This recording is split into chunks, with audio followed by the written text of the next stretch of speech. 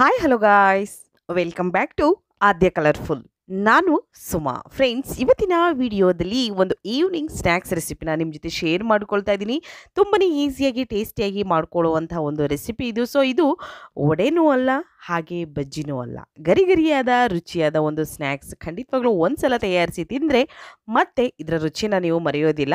ಅಷ್ಟು ಟೇಸ್ಟಿಯಾಗಿರುವಂಥ ಒಂದು ಆಲೂಗೆಡ್ಡೆಯಿಂದ ಮಾಡುವಂತಹ ಒಂದು ಗರಿಗರಿಯಾಗಿರುವಂತಹ ಸ್ನ್ಯಾಕ್ಸ್ ಇದು. ಸೊ ಖಂಡಿತವಾಗ್ಲೂ ಒಂದ್ಸಲ ತಯಾರಿಸಿ ಹೇಗೆ ಬಂತು ಅಂತ ತಪ್ಪದೆ ಕಾಮೆಂಟ್ ಸೆಕ್ಷನಲ್ಲಿ ತಿಳಿಸಿ ಫ್ರೆಂಡ್ಸ್. ಓಕೆ, ಸೊ ನೀವು ಯಾರಾದರೂ ಫಸ್ಟ್ ಟೈಮ್ ನನ್ನ ಚಾನಲ್ಗೆ ವಿಸಿಟ್ ಮಾಡಿದರೆ ಪ್ಲೀಸ್ ನನ್ನ ಚಾನಲ್ನ ಸಬ್ಸ್ಕ್ರೈಬ್ ಮಾಡ್ಕೊಳ್ಳಿ ಫ್ರೆಂಡ್ಸ್. ಹಾಗೆ ಲೈಕ್ ಮಾಡಿ ಮತ್ತು ಶೇರ್ ಮಾಡಿ.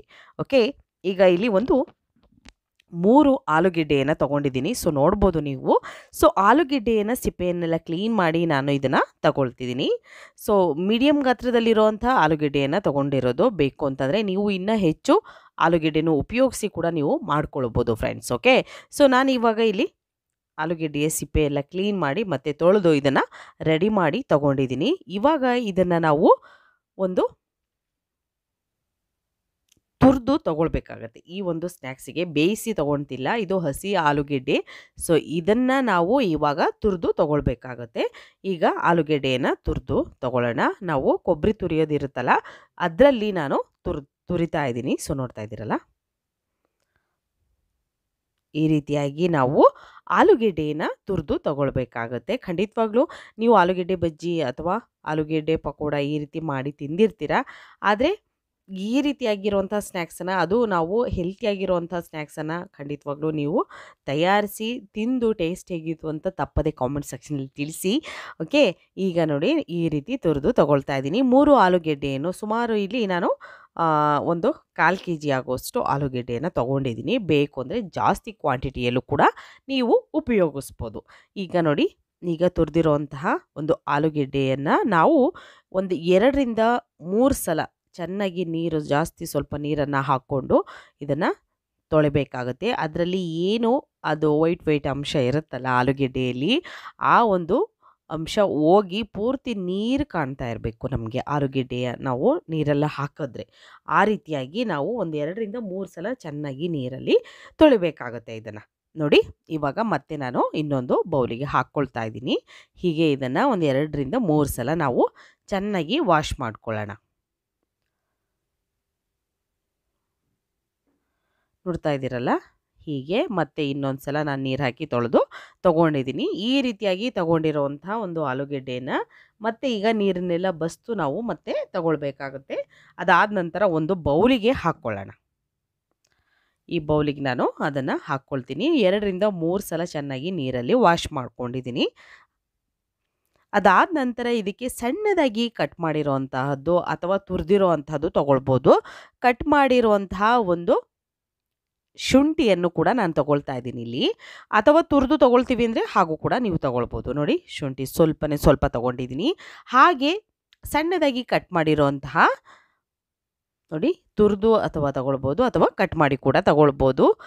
ಬೆಳ್ಳುಳ್ಳಿಯನ್ನು ಕೂಡ ತೊಗೊಂಡಿದ್ದೀನಿ. ಶುಂಠಿ ಮತ್ತು ಬೆಳ್ಳುಳ್ಳಿ ಸಣ್ಣದಾಗಿ ಕಟ್ ಮಾಡಿ ತೊಗೊಂಡಿದ್ದೀನಿ. ಹಾಗೆ ಹಸಿರು ಮೆಣಸಿನ್ಕಾಯಿ ಒಂದು ಹಸಿರು ಮೆಣಸಿನ್ಕಾಯಿನ ಸಣ್ಣದಾಗಿ ಕಟ್ ಮಾಡಿ ಹಾಕ್ಕೊಂಡಿದ್ದೀನಿ.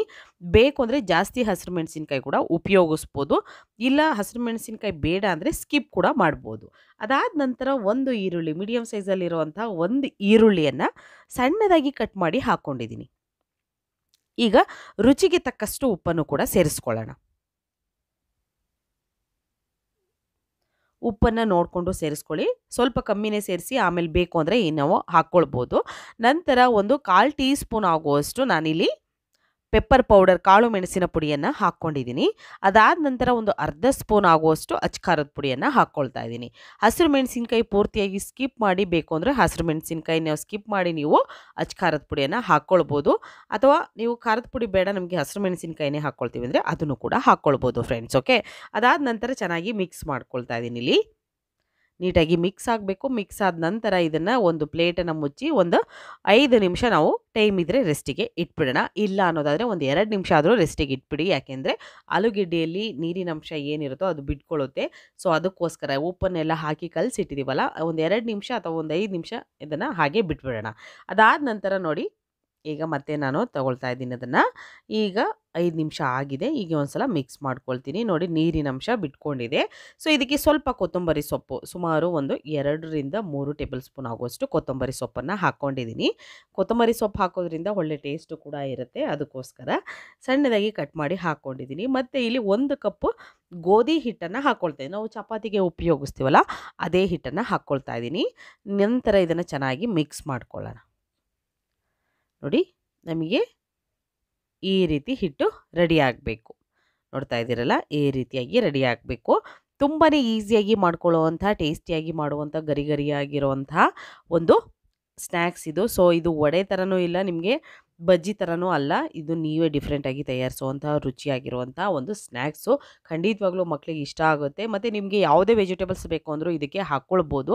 ಬರೀ ಆಲೂಗೆಡ್ಡೆನೇ ಉಪಯೋಗಿಸಿ ಮಾಡಬೇಕು ಅಂತ ಏನಿಲ್ಲ.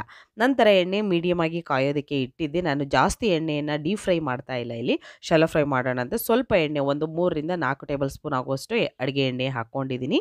ಅದಾದ ನಂತರ ನೋಡಿ ಅದರಲ್ಲೇ ನಾನು ಇದನ್ನು ಫ್ರೈ ಮಾಡ್ಕೊಳ್ತಾ ಇದ್ದೀನಿ.